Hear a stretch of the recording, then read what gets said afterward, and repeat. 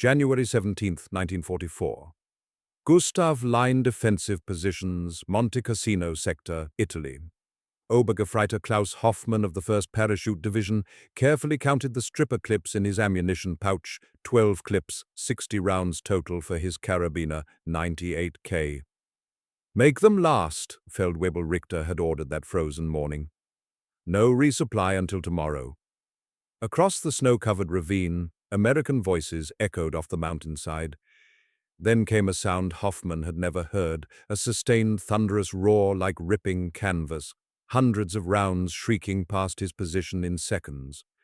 The stone wall beside him exploded into dust. The sound didn't stop. It kept coming, wave after wave, a continuous storm of lead that seemed impossible, endless. Hoffman pressed against the shattered wall, hands trembling. He'd survived Stalingrad, where every cartridge was precious. But this was different. The volume of fire pouring into his position in minutes exceeded what his entire company fired in days. His commanders had assured them German fire discipline would overcome American excess. But doctrine meant nothing against this mathematics. The firing paused. Hoffman's ears rang. His pouch still held all 60 rounds he hadn't fired once.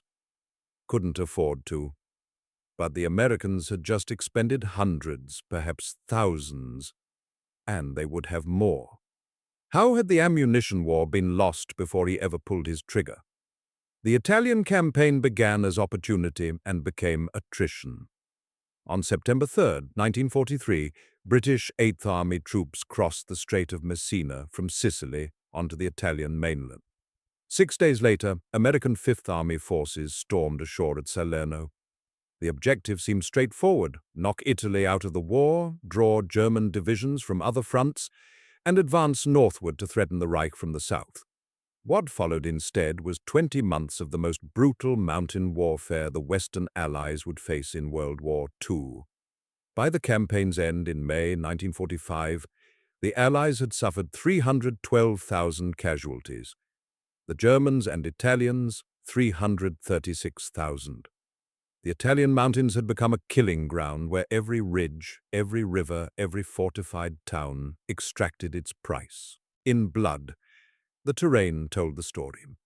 The Apennine Mountains form Italy's spine, running the peninsula's length like a geological fortress.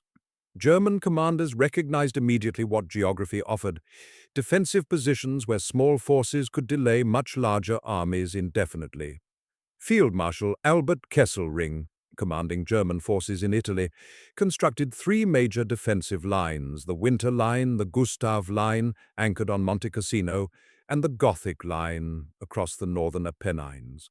Each exploited mountainous terrain where attackers climbed toward entrenched defenders, where narrow valleys funneled advances into kill zones, where winter turned foxholes into frozen graves. Monte Cassino alone required 4 separate Allied offensives over 5 months before German paratroopers finally withdrew in May 1944. The mathematics were brutal. Defenders on high ground with clear fields of fire could devastate attackers struggling uphill through mud, snow, and German machine gun positions. In this environment, firepower became the currency of survival. Open desert warfare rewarded maneuver and flanking movements. Dense European hedgerows demanded small unit tactics and infiltration. But Italian mountain combat, confined valleys, steep slopes, fortified towns built of stone, created conditions where the side that could deliver more bullets onto target faster held decisive advantage. Suppressive fire mattered more than marksmanship. An attacker pinned by German MG-42 fire couldn't maneuver. A defender unable to return sufficient fire couldn't hold position against advancing infantry. The equation was simple and unforgiving. Volume of fire enabled movement, movement captured ground, ground won battles. American commanders understood this mathematics. General Mark Clark's 5th Army and General Bernard Montgomery's 8th Army brought not just men and tanks to Italy, but an industrial philosophy of warfare. Ammunition expenditure wasn't rationed, it was encouraged. Artillery batteries fired thousands of rounds, preparing each offensive. Infantry squads carried more ammunition than their German counterparts could imagine. And increasingly, American soldiers carried automatic weapons designed to deliver firepower that would have required entire squads of riflemen in previous wars. The Thompson submachine gun, originally designed for trench warfare in World War I, found its perfect battlefield in Italy's mountains and medieval towns where 50-yard engagements were common and sustained automatic fire could clear German positions that bolt-action rifles would take hours to suppress. The Germans recognized the pattern emerging.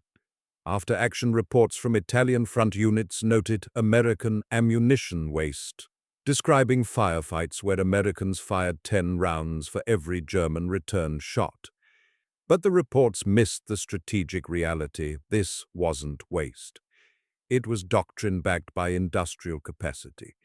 Every Allied port, Naples, Anzio, Salerno, served as ammunition depot. Liberty ships crossed the Mediterranean carrying not just food and fuel, but mountains of .30-06, .45A, CP, and artillery shells. American supply officers tracked ammunition expenditure not to ration it, but to ensure sufficient stocks to maintain the philosophy of fire superiority. If American infantry needed more ammunition, more would arrive. For the Germans, the calculation was different and darkening. Field Marshal Kesselring commanded Army Group C in Italy with forces increasingly starved of supplies. Allied control of the Mediterranean meant no reinforcement from North Africa. Allied air superiority meant German supply convoys moved only at night on secondary roads, constantly vulnerable to attack. The German supply system depended on railroads for 75% of military transport. By late 1943, Allied bombers were systematically destroying Italian rail infrastructure. Every bridge blown, every marshalling yard cratered, every locomotive strafed meant less ammunition reaching the front. And ammunition was increasingly scarce everywhere in the Reich's shrinking empire. The disparity was growing. As Obergefreiter Hoffman counted his 60 rounds on that January morning, the industrial and logistical foundations of the Italian campaign had already determined outcomes that tactical skill alone couldn't reverse. The Americans were bringing unlimited firepower to terrain that traditionally favored defenders. The question wasn't whether German positions would fall, it was how quickly and at what cost. In the ammunition war, mathematics had already decided the victor. Now came the proving. The weapon that would shock Obergefreiter Hoffman's position into rubble began life as a gangster's tool. The Thompson submachine gun, designed by Brigadier General John T. Thompson in 1918 for trench warfare that ended before it saw combat, found fame in the hands of Prohibition-era criminals and FBI agents. Hollywood immortalized its distinctive profile, the drum magazine, the aggressive forward grip, the stuttering bark that cleared speakeasies and bank vaults. But the Thompson that arrived in Italy bore little resemblance to its infamous ancestors. The M1A1 Thompson of 1943 was a weapon transformed by wartime necessity, simpler, cheaper, more reliable, and produced in numbers that would have astonished its inventor. This was the firearm that would give American infantry squads firepower, rivaling entire enemy platoons. The evolution from gangster gun to military standard weapon revealed American industrial adaptation at its finest. The original M1928A1 Thompson cost $209 per unit in 1939, prohibitively expensive for mass issue. It featured complex machining, the iconic Blish lock mechanism, and compatibility with both stick magazines and bulky drum magazines that looked impressive, but jammed constantly in field conditions. The Auto Ordnance Corporation couldn't produce them fast enough, and the Army couldn't afford them in sufficient numbers. Engineers went to work. By 1942, the simplified M1 Thompson eliminated the Blish lock, the drum magazine compatibility, the elaborate cooling fins. The M1A1 version that followed simplified further. The firing pin was redesigned, the actuator was simplified, manufacturing steps were reduced from complex machining to more efficient processes. The result, a Thompson that cost $45 by 1944 and could be produced at rates measured in thousands per month. Between 1940 and 1945, American factories delivered 1.5 million Thompson submachine guns. Italy would prove their worth. The M1A1 Thompson brought devastating specifications to the Italian battlefield. Chambered in .45 ACP, the same heavy, slow-moving round used in the M1911 pistol, the Thompson sacrificed range for shocking close-quarters stopping power. A .45 caliber bullet, weighing 230 grains, didn't need to hit vital organs to incapacitate. The massive temporary wound cavity and hydrostatic shock could drop a man with peripheral hits. The Thompson fired these rounds at a cyclic rate of 600 rounds per minute. That translated to 10 rounds per second in sustained automatic fire, though. Practical combat rates, accounting for magazine changes, averaged closer to 150 rounds per minute. The weapon fed from 20 or 30-round detachable box magazines, with the 30-round magazine becoming standard issue. Loaded with a 30-round magazine, the M1A1 weighed 10.8 pounds. Its effective range was listed at 50 yards for automatic fire, 200 yards for semi-automatic, perfect parameters for Italian mountain warfare where engagements happened across ravines through village streets, in bunker assaults measured in meters, not miles. American infantry doctrine evolved around the Thompson's capabilities. By 1943, a standard Army infantry squad consisted of 12 men, typically equipped with a mix of M1 Garand rifles, a Browning automatic rifle, and 3 to 4 Thompson submachine guns.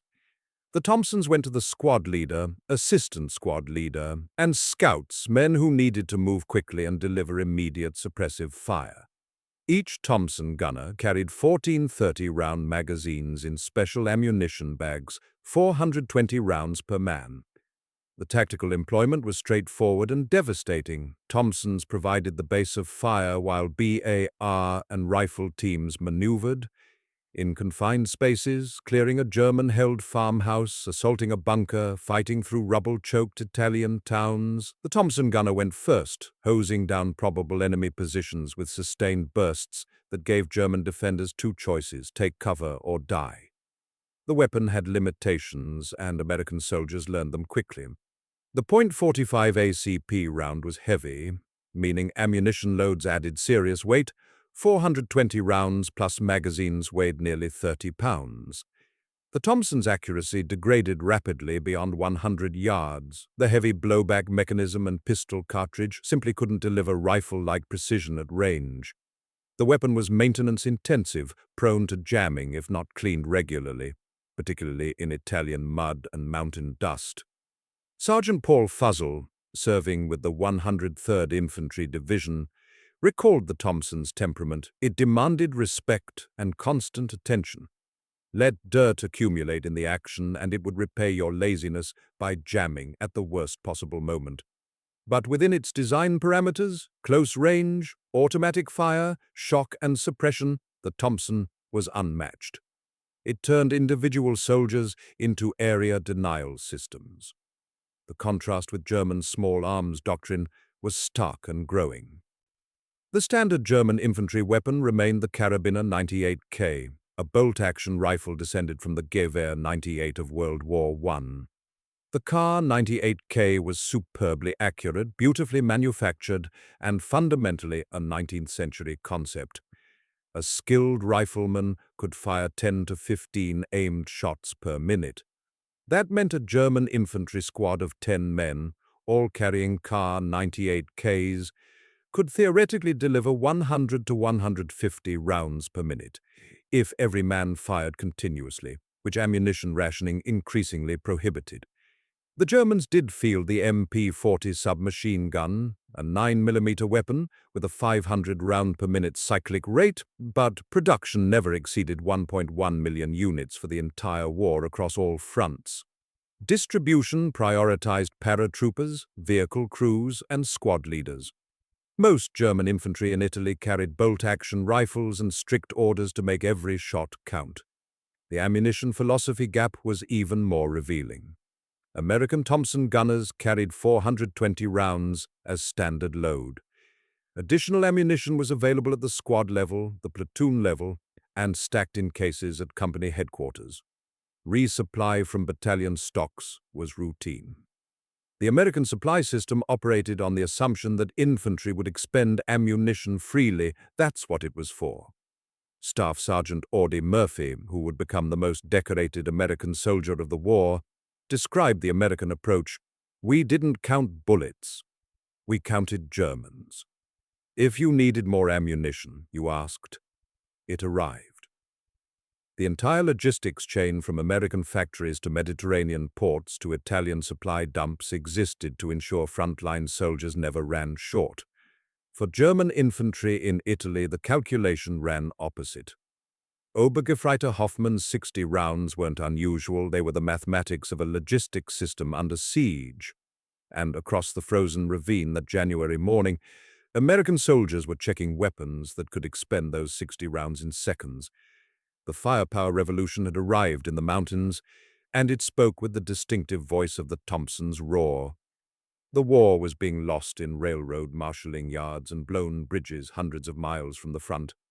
While Obergefreiter Hoffman counted his 60 rounds in the Monte Cassino mountains, the systemic collapse that put those 12 stripper clips in his pouch was accelerating across German-occupied Europe. The ammunition shortage wasn't a temporary supply disruption or a single logistical failure. It was the inevitable result of Allied strategic bombing, Mediterranean domination, and German industrial capacity crumbling under impossible demands. By January 1944, German ammunition production couldn't meet consumption, transportation networks couldn't deliver what factories did produce, and frontline units were being asked to fight an industrial war with pre-industrial supply levels. The mathematics were brutal and worsening daily. The strangulation began with Allied air superiority. The German military depended on railroads for 75% of all supply transport, a vulnerability the Allies exploited ruthlessly. Operation Strangle, launched in March 1944, targeted Italian rail infrastructure with systematic precision. American and British bombers hit marshalling yards, repair facilities, bridges, and tunnels. Fighter bombers strafed locomotives and rolling stock. The numbers told the story. By May 1944, Allied aircraft had destroyed or damaged 24,000 German vehicles and cut every major rail line into northern Italy multiple times. Repair crews worked frantically, but each restored bridge became a target again within days. German supply trains that once ran on schedules now crept south at night on secondary lines, frequently halted, constantly diverted, always vulnerable. What once took 2 days to transport from the Austrian frontier to Rome now took 2 weeks, if it arrived at all. The Mediterranean blockade completed the encirclement. Before September 1943, German forces in North Africa and Italy could draw on resources from across the Mediterranean basin. Rommel's Africa Corps received supplies from Italian ports, German naval convoys, and captured Allied depots. The Italian collapse and Allied conquest of Sicily severed those routes permanently. By early 1944, every rifle cartridge, every artillery shell, every machine gun belt reaching German forces in Italy traveled overland from Germany or German-occupied territories through Switzerland or Austria, then south through the Alps on rail lines under constant bombardment. The choke point was absolute. Meanwhile, Allied forces in Italy received supplies through Naples, Anzio, and Salerno, ports growing fat with Liberty ship deliveries that faced no interdiction, no air attack, no constraint except unloading capacity. Time 0.5s, German ammunition production was collapsing under its own contradictions. In early 1944, German factories produced approximately 60,000 tons of explosives monthly, barely sufficient for combat consumption across all fronts. By September 1944, production had plummeted to 20,000 tons, while monthly consumption demanded 70,000 tons. The shortfall was catastrophic and irreversible. Allied bombing of synthetic fuel plants starved German industry of necessary chemicals. Labor shortages as men were drafted into the Wehrmacht left factories undermanned. Raw material scarcity, copper, brass, steel, forced substitutions that decreased reliability. The Ardennes offensive in December 1944 exposed the desperation. German artillery units were rationed to 7 rounds per gun per day by December 25th. 7 rounds. For comparison, American artillery batteries in Italy routinely fired hundreds of rounds per gun daily. The industrial war had become a mathematics problem Germany couldn't solve. The rationing reached individual soldiers with precise, suffocating arithmetic. Small arms ammunition was officially designated in short supply by late 1943, requiring daily production reports and strict allocation protocols. A German infantry company of approximately 150 men received daily ammunition allotments calculated down to the round. The standard allocation, 60 rounds per rifleman, carried in stripper clips for the Kar 98K bolt-action rifles. That was the daily budget, 60 rounds to cover combat operations, guard duty, unexpected contacts, and emergencies. Soldiers were explicitly instructed that these rounds must last until the next day's resupply, which wasn't guaranteed.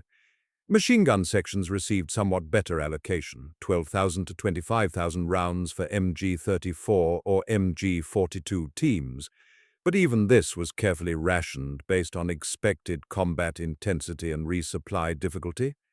Company commanders maintained strict accountability, requiring expenditure reports after any engagement.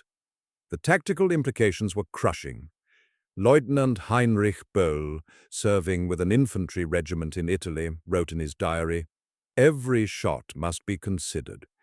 The Americans fire freely, continuously, wastefully. We fire individually, carefully, hoarding each cartridge like gold. This is not tactics, it is poverty." German defensive doctrine adapted by necessity. Soldiers were trained to hold fire until targets were certain, to maximize first-shot accuracy, to avoid suppressive fire entirely. Ambush positions were designed to allow German units to engage at maximum effectiveness with minimum ammunition expenditure, close range, surprise, overwhelming initial volley, then immediate withdrawal before American firepower could respond. The doctrine worked when conditions were perfect.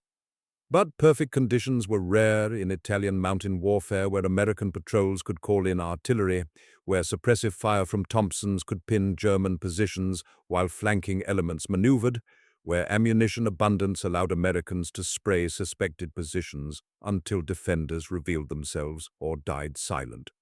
The psychological burden was perhaps worse than the tactical handicap.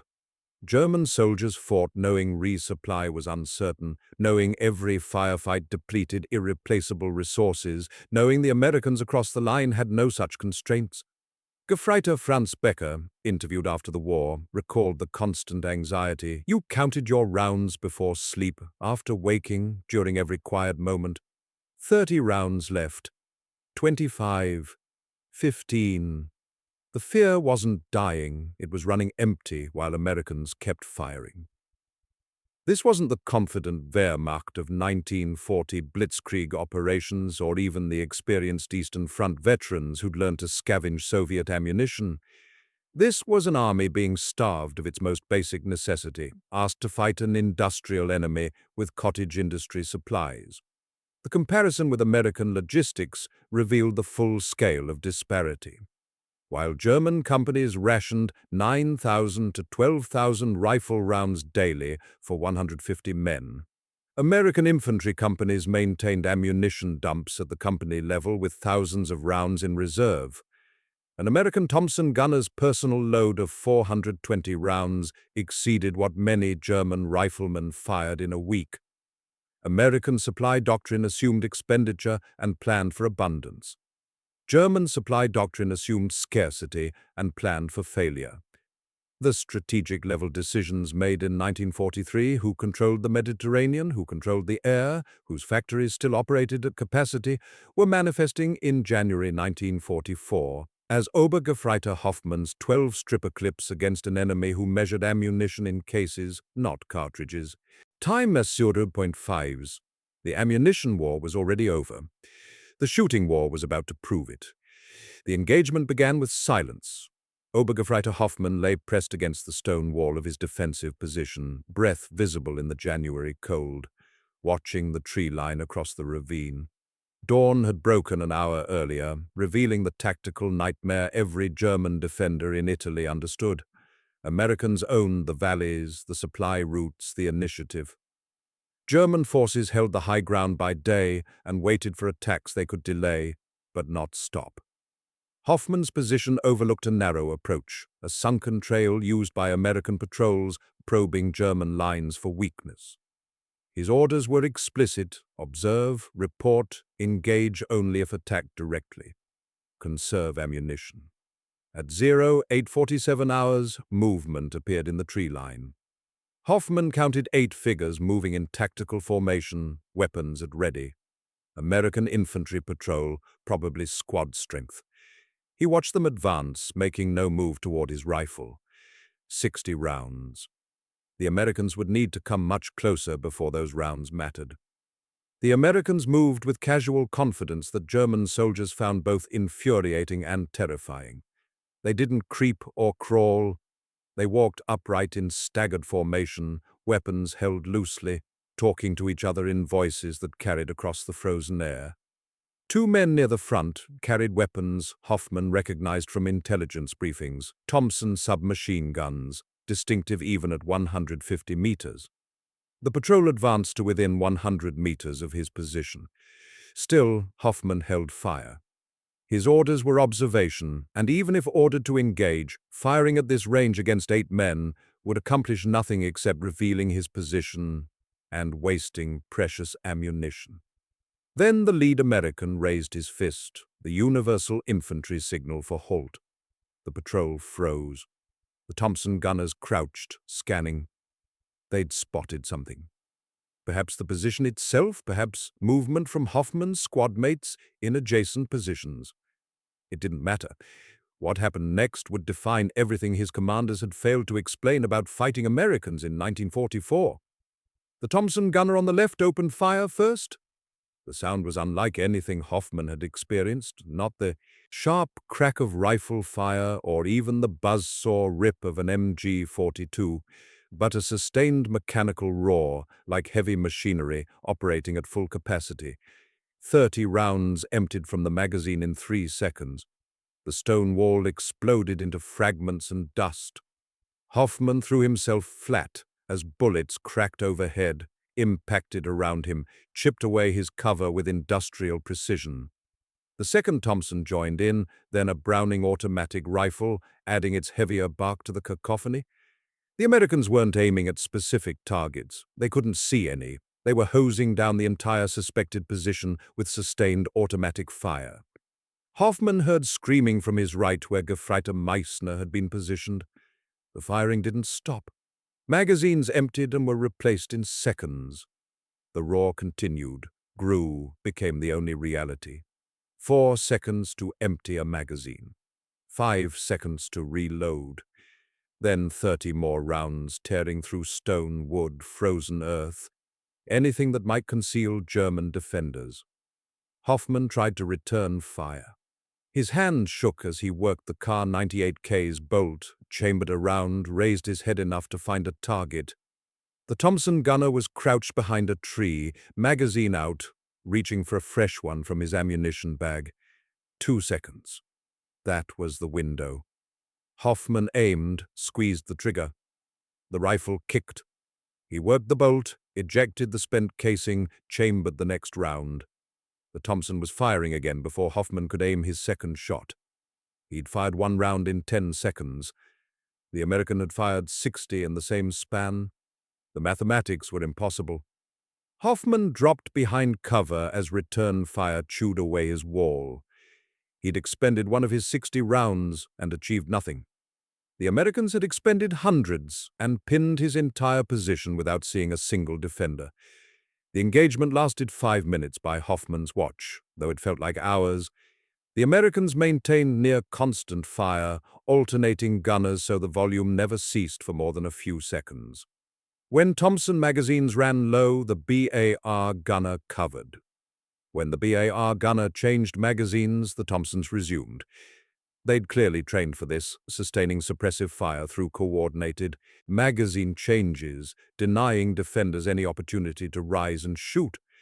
Hoffman managed 3 more shots during brief pauses, knowing each one reduced his daily allocation.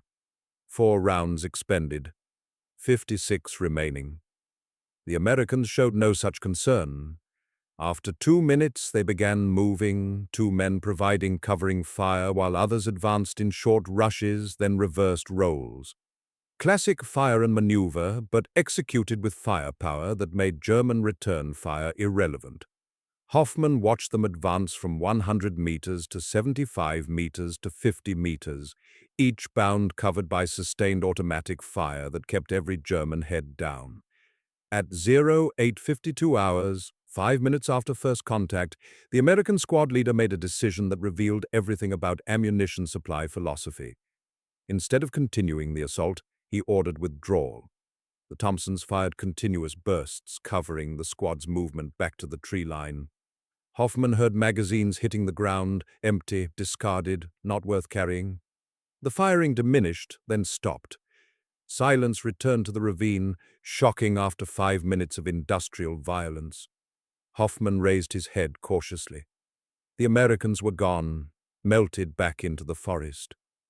The stone wall that had protected his position was rubble. Gefreiter Meissner was dead, killed in the first burst. Gefreiter Koch was wounded, leg shattered by .45 caliber rounds that had punched through his cover.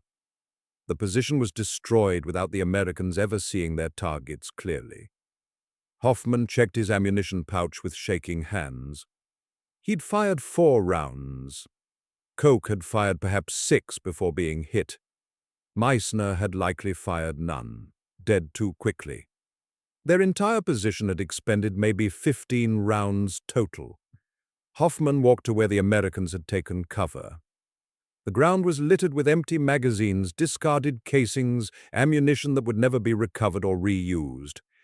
He counted magazines, 8 Thompson magazines, 3 BAR magazines. Conservatively, that represented 300 to 400 rounds expended in 5 minutes against 3 Germans in a defensive position. And the Americans had withdrawn not because they'd run short of ammunition, but because the patrol's mission was reconnaissance, not assault. They'd made contact, suppressed the position, confirmed German presence, and withdrawn, all while expending more ammunition than Hoffman's entire squad carried. Feldwebel Richter arrived an hour later to inspect the damage. He looked at the destroyed position, the wounded Koch, the body of Meissner. He asked Hoffman for his report. Hoffman described the engagement, the sustained fire, the impossible volume of ammunition. Richter nodded slowly, his face expressionless. "How many rounds do you have remaining?" he asked. Hoffman checked his pouch. 56, Herr Feldwebel." Richter looked across the ravine where the Americans had disappeared. "They'll be back," he said quietly. "Maybe today, maybe tomorrow. And they'll have just as much ammunition as they had this morning. Make your 56 last until resupply arrives." He didn't say when resupply would arrive. Neither man asked. The mathematics had already answered every question that mattered. The ammunition disparity wasn't theoretical anymore. It wasn't a supply officer's concern or a strategic planner's calculation.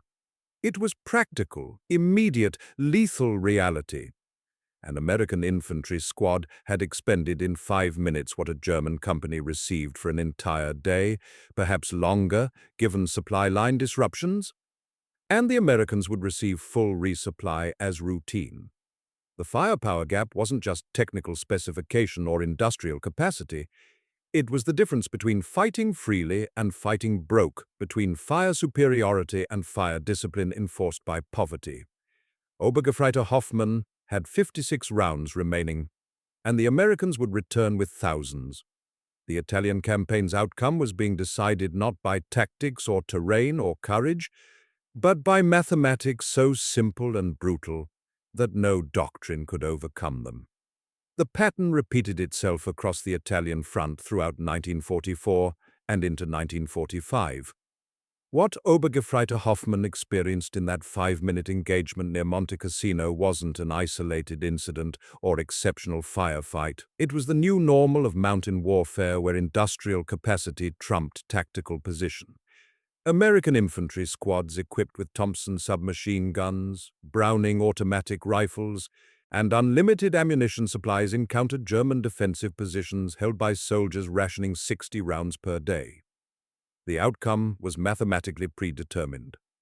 German commanders adapted tactics, repositioned forces, exploited terrain brilliantly, and still watched their lines collapse under firepower they couldn't answer.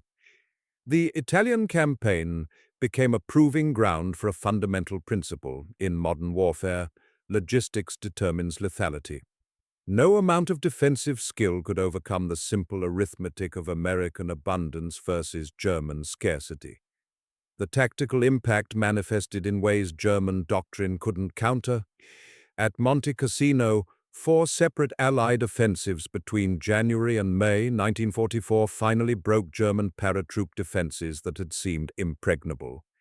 The decisive factor wasn't superior tactics. German defenders fought with legendary skill, but sustained firepower that made defensive positions untenable. American and British forces could afford to expend tens of thousands of rounds suppressing German positions while assault teams maneuvered. German return fire, constrained by ammunition rationing, couldn't maintain the volume necessary to stop coordinated attacks backed by unlimited suppressive fire. At Anzio, the January 1944 beachhead that threatened to fail under German counterattacks, held partially because American defenders could maintain defensive fire rates that German attackers, already stretched thin on ammunition, couldn't sustain in offensive operations. The Gothic Line, Germany's last major defensive position in northern Italy, fell in September 1944 after American forces demonstrated they could maintain offensive pressure indefinitely while German defenders ran dry. The firepower disparity accelerated German withdrawals that might otherwise have been slower, more costly to the Allies. Field commanders reported that German units often withdrew from defensible positions not because they'd been overrun, but because ammunition expenditure in defensive battles left them unable to sustain another engagement. A company that had expended its daily allocation by noon faced agonizing choices: hold position without ammunition to repel the next attack, or withdraw to preserve the unit for tomorrow's allocation. The mathematics forced retreat. After-action reports from German commanders in Italy show recurring themes: ammunition insufficient for sustained defense, resupply delayed indefinitely, withdrawal necessary to preserve combat effectiveness. These weren't tactical defeats, they were logistical surrenders. The Americans didn't always have to destroy German positions. Frequently, they just had to outlast them in ammunition expenditure. The human cost was measured in more than casualties. American forces in Italy suffered approximately 312,000 casualties over 20 months, killed, wounded, missing, or captured. German and Italian forces suffered approximately 336,000. These numbers represented roughly comparable losses, suggesting that German defensive skill partially mitigated ammunition disadvantages. But the psychological dimension told a darker story. American veterans recalled the confidence that came from unlimited ammunition, the knowledge that running low meant requesting resupply, not rationing remaining rounds. Sergeant Bill Mauldin, the famous Stars and Stripes cartoonist who served with the 45th Infantry Division in Italy, captured the mentality: "We fired at anything suspicious. A sound in the dark, movement in ruins, a shadow that might be a sniper. Why not? There was always more ammunition." This wasn't recklessness. It was the tactical freedom that industrial capacity provided. German veterans remembered differently. The accounts that survived, diaries, letters, post-war interviews, reveal the psychological burden of fighting an enemy who never seemed to run short. Gefreiter Ernst Junger, who survived the Italian campaign, wrote decades later, "The Americans didn't defeat us with superior tactics or braver soldiers. They buried us in material. Every firefight reminded us we were fighting a factory, not just an army. The constant calculation, how many rounds remaining, how many engagements until resupply, whether to fire at a target or save ammunition for certain threats, created stress that compounded combat fatigue. Soldiers fighting while counting bullets faced different psychological pressures than soldiers fighting with ammunition abundance. The former conserved, hesitated, calculated. The latter fired freely, suppressed aggressively, dominated tactical space through volume. The strategic implications reached beyond Italy. The Italian campaign demonstrated principles that would shape American military doctrine for the remainder of World War II and into the post-war era. The philosophy of fire superiority, that overwhelming volume of fire, enables maneuver and reduces friendly casualties, became foundational to U.S. Army and Marine Corps doctrine. The Thompsons' success in Italy influenced the development of future infantry weapons. While the Thompson itself was eventually replaced by lighter, more efficient designs like the M3 grease gun, the concept it proved that infantry squads need organic automatic weapons with high ammunition capacity became non-negotiable. Post-war American rifle development prioritized semi-automatic and automatic fire. The M14 rifle, adopted in 1957, featured selective fire capability.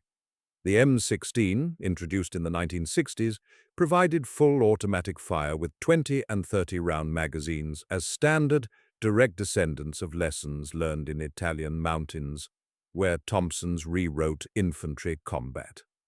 The ammunition logistics revolution proved equally influential. American military planning after World War II treated ammunition supply as a strategic priority, not an afterthought. The ability to maintain high expenditure rates became a core capability. Modern U.S. infantry soldiers carry combat loads exceeding 200 rounds as standard, far more than most World War II armies considered necessary or affordable.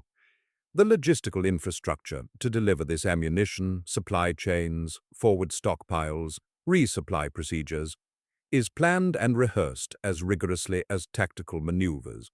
NATO ammunition standardization agreements, which ensure Allied forces can share ammunition supplies, trace directly to World War II experiences where ammunition scarcity crippled German defensive effectiveness. The lesson was clear and permanent. Tactical superiority without logistical superiority is temporary at best, fatal at worst. The Thompson submachine gun itself became an icon, though its military service ended relatively quickly. By 1945, American production had shifted to the cheaper, simpler M3 submachine gun. The Thompson was expensive to manufacture and heavy to carry compared to emerging designs, but its cultural impact endured. The Thompson represented American industrial might applied to infantry combat, a weapon that sacrificed elegance for effectiveness, that succeeded not because it was the most sophisticated design, but because it could be produced in overwhelming numbers and fed unlimited ammunition. Museums across the United States displayed Thompsons recovered from Italian battlefields, North African deserts, Pacific islands. Veterans associations treasure them as symbols of an era when American industry outproduced and outsupplied every enemy. The weapon's silhouette, the vertical grip, the circular bolt housing, the box magazine, remains instantly recognizable 80 years after it hammered German positions in Italian mountains. The final accounting returned to simple mathematics. A Thompson submachine gun, firing at 600 rounds per minute cyclic rate, could theoretically expend 3,000 rounds in 5 minutes.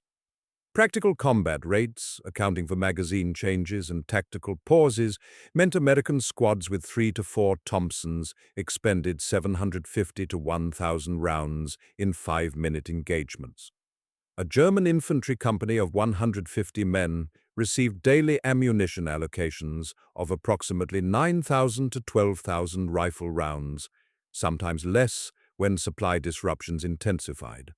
Single American squad could expend in 5 minutes what represented 8 to 11% of a German company's daily allocation. An American platoon with multiple squads could match 25 to 33% of that allocation in the same time frame. The impossible had become routine. The shocking had become doctrine. The mathematics that doomed Obergefreiter Hoffman's defense became the mathematics that shaped modern warfare. On that frozen morning in January 1944, Hoffman counted 60 rounds and was ordered to make them last the day. Across the ravine, American infantrymen checked 14 30-round magazines each, and new cases of ammunition waited at company headquarters. The 5 minutes of thunder that followed didn't just destroy a defensive position, it demonstrated how industrial war had evolved beyond anything 19th-century military theory anticipated. Logistics had become destiny. Production capacity had become combat power. And the simple arithmetic of unlimited American ammunition versus rationed German rounds decided battles before soldiers ever raised weapons. The Italian campaign proved what the rest of World War II confirmed: in modern warfare, the side that can afford to keep shooting usually wins. Not always quickly, not always cheaply, but eventually, inevitably, mathematically.